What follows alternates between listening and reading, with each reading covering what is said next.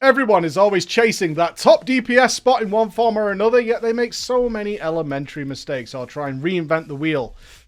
Today's basics, how to get that sweet, sweet damage.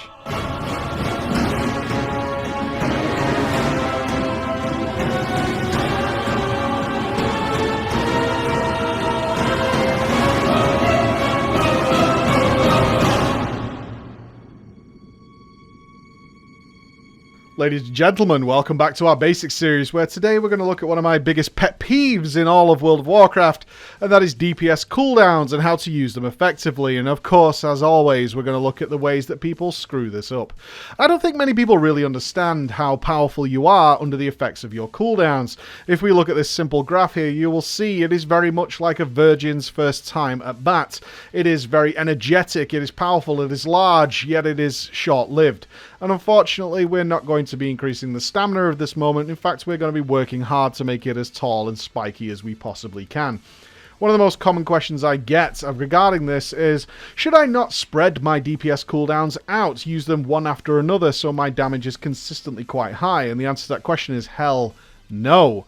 We want it to be as big and as thrusting as we can possibly make it, and we do that by stacking as many things on top of each other as possible.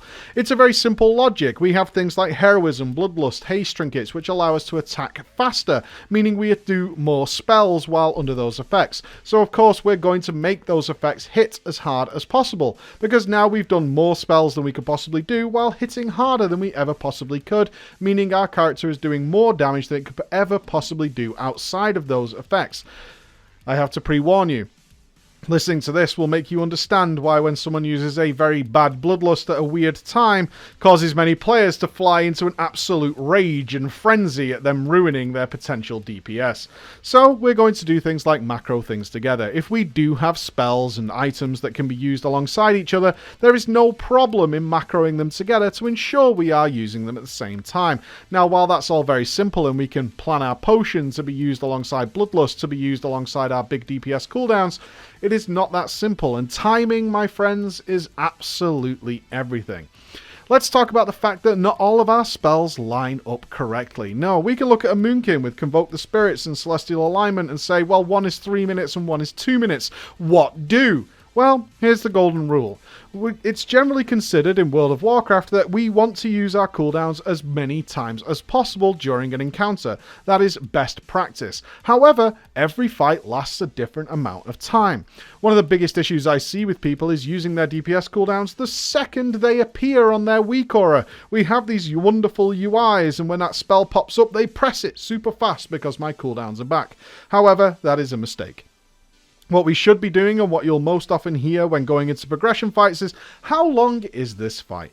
If it's 5 minutes, well, I can play around with some of my cooldowns. I don't need to use them all the second they come off cooldown, because in fact I have some leeway here. There is a certain amount of times I can use these cooldowns during the fight, and each class will have to figure out exactly how many times that is. If I can use my Convoke the Spirits 3 times and only use my Celestial Alignment 2 times, that means I can squeeze a Convoke in without Celestial Alignment. However, if I can only use each of them twice, and my Convoke the Spirits comes off cooldown, I can wait.